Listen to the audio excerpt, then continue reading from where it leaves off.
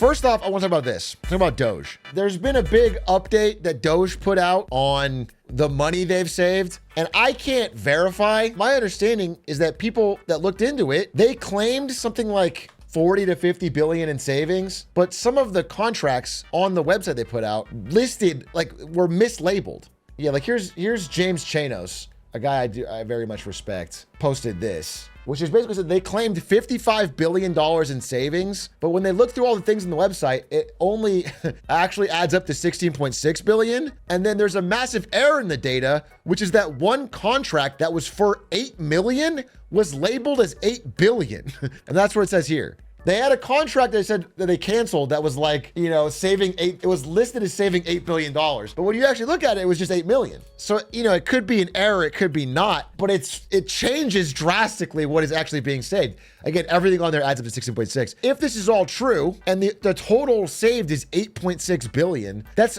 an extremely small amount given the problem. And to top it off, so Mike Green, a guy I also really respect and follow, did a little math on what he's talking about. Elon Musk said this: we're going to send all Americans a $5,000 check using Doge savings. Okay, now it's interesting because if you do even a basic amount of math on that, you might notice, that's $660 billion.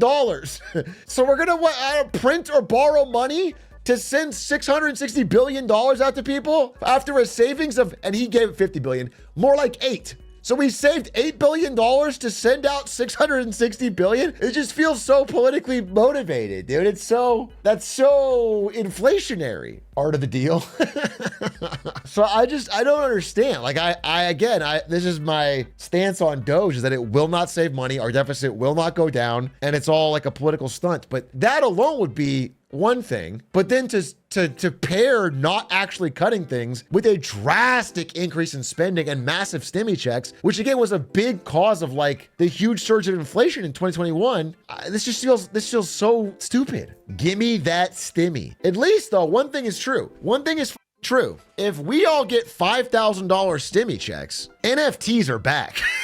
2021 is back, baby. NFTs are back. Shitcoins are back on an extra level. StockX is back. Everything. Dogecoin's back to the moon. The good old days of the blue chip meme stocks. GME's coming back. Tesla back. Dude, honestly, it would be good for Tesla. Yeah, it's just this whole Doge thing has been a disaster. And I don't want to go into too much detail, but like, knowing some people who work in the government and hearing firsthand what some of the changes have been like, bro, just, I feel like I can't say anymore without implicating anyone, but bad. Just like new executives being put into place who are like 24 years old and have no idea what they're doing. You can follow up from there on your own. New executives being put in place who are literally 24 years old, have never led any department like this, who are sending out messages asking people to like, here's an example of someone I know that works in the government. Everyone in the department got sent a message on the weekend demanding 24-hour return of a bunch of questions answered to prove how they're on the job and ready to be loyal and respond quickly. Like, it's like crazy shit like that. And, there's always threats of layoffs. It just feels very, very chaotic. Of course, I'm a supporter of trimming government spending. I've long been a supporter of that, but it's clearly the way that's being done is so shotgun. It's so vindictive. And again, one of the major things that got cut, and I know this is one of my least popular takes, but I've been saying it forever, so I'm gonna keep saying it. It's insane to think we can balance the budget by doing massive, massive deep cuts to the IRS, which is happening right now. They just laid off a ton of IRS workers right before tax season. And I know everybody's like, I hate taxes, I hate the IRS. It's not impacting you. All it's doing is making it near impossible for the IRS to do any sort of tax collection on rich people. You know what I'm saying? Like, the reason you need more agents is not for your W-2, dude. That's in and out. That's easy. It's for the people that have armies of tax lawyers. The IRS being underfunded is a deliberate strategy to make sure that nobody rich can pay taxes. And, when you cut the IRS budget, what you're doing is cutting the government budget drastically because there's no way the government can collect taxes without a functioning IRS. And so you're just blowing out the deficit even more because we're not cutting, you're not cutting spending equal amount. Since there's fewer IRS workers, should I cheat on my taxes this year? Well, what's crazy is the agency, the part of the IRS that got the biggest layoffs is the one that deals with small business taxes, like S Corp taxes, which is the best way to cheat taxes as a rich person. You create an S Corp to hold all your assets. And then, so if you are a person that has that, yeah, it's a good year to cheat on your taxes. It's going to be very hard for them to audit you. Yeah, I mean, it's 6,000 employees. 6,000 employees are being fired at the IRS in the middle of tax filing season. Yeah, it's crazy. Additionally, they also cut the easy tax file the government was putting together. Is that the 8 billion in savings? No, it's not. It's not the 8 billion in savings. They have a website. You can check their website. I don't know. The Doge stuff, that's my update on that. It's not great. Oh, and then, okay, I also want to talk about the Eric Adams stuff. If you don't know what it is, I'll give you a quick refresher. What I want to do is find that interview.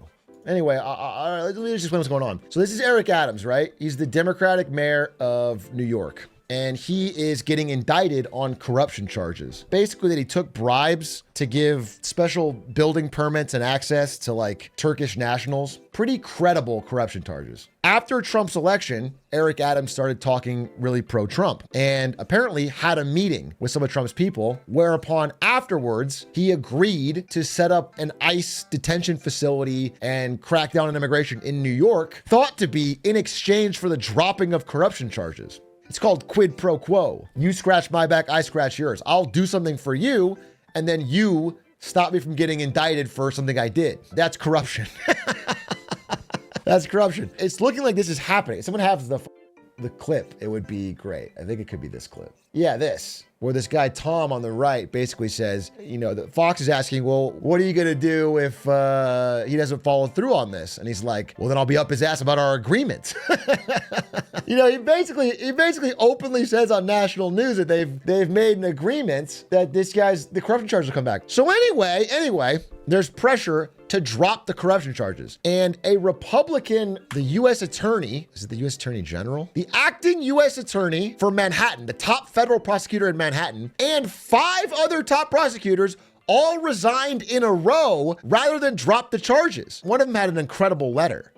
This is a Republican lawyer, Republican attorney. And he said, basically, in his letter, he's like, hey, I'm resigning because I'm being asked. I need the exact letter because it's incredible. Hagen Scotton. This is it. Okay, here's his letter. He said, I have received correspondence indicating that I refused your order to move to dismiss the indictment against Eric Adams without prejudice, subject to certain conditions. This is not exactly correct. The U.S. attorney never asked me to file such a motion, and therefore I never had an opportunity to refuse. But I'm entirely in agreement with her decision not to do so for the reasons stated in her letter. So she resigned first. In short, the first justification for the motion that Damian Williams' role in the case somehow tainted a valid indictment supported by ample evidence when pursued under 4 different concerns is so weak as to be transparently pretextual. The second justification is worse. No system of ordered liberty can allow the government to use the carrot of dismissing charges or the stick of threatening to bring them again to induce an elected official to support its policy objectives. There is a tradition in public service of resigning in a last-ditch effort to head off a serious mistake. Some will view the mistake you're committing here in light of their generally negative views of the new administration. I do not share those views. He's saying he's pro-Trump generally. I can even understand how a chief executive whose background in business and politics might see the contemplated dismissal leverage is a good, if distasteful, deal. He can even see how Trump might think it's a good idea. He's not a lawyer. But any U.S. attorney would know that our laws and traditions do not allow using the prosecutorial power to influence other citizens, much less elected officials in this way. If no lawyer within earshot of the president is willing to give him that advice, then I expect you will eventually find someone who is enough of a fool or enough of a coward to file your motion. But it was never going to be me. That's fire. I mean, and again, he's not even the only one to resign. It's like 7 attorneys in a row have all resigned rather than drop the charges because they have significant evidence that Eric Adams is corrupt. Like, it's an open and shut case, but they're dangling it like a carrot and stick to hold power over him, which is not how our government should work. If they resign, then who take the spot next in line? And as this guy said, eventually you'll find someone who's enough of a fool or coward to do this and drop the charges. But all the people so far have refused to drop them because the dropping the case makes no sense. They have evidence. In fact, they have additional evidence. They were until this moment, until this quid pro quo happened, they were going to file additional charges for conspiring to destroy evidence. Because apparently Eric Adams has been like shredding documents and like trying to, so it's just fucked up, dude. This story's not being talked about much because it's kind of, I don't know, people get bored or whatever, don't think about it, but it's insane. And you have like literally like this guy is openly saying, is not negative on the administration. He just has some ounce of dignity and is not gonna drop a criminal case to like have power over somebody. It's insane. This is the clip. Oh, let me see. Someone's got it. If he doesn't come through, I'll be back in New York City, and we won't be sitting on the couch. I'll be in his office, up his butt, saying, "Where the hell is the agreement we came to?" So this agreement thing is crazy. He'll be up his butt though. Maybe it's kind of low key sexual. Maybe they're just. Maybe the agreement was for a real good time. So if enough people resign, will I get to be the attorney general? The answer is yes. Eventually it'll get to you. Carson loves milk. What will you do? Will you drop the charges on Eric Adams? I will for money. All right. Well, okay. There you have it, folks.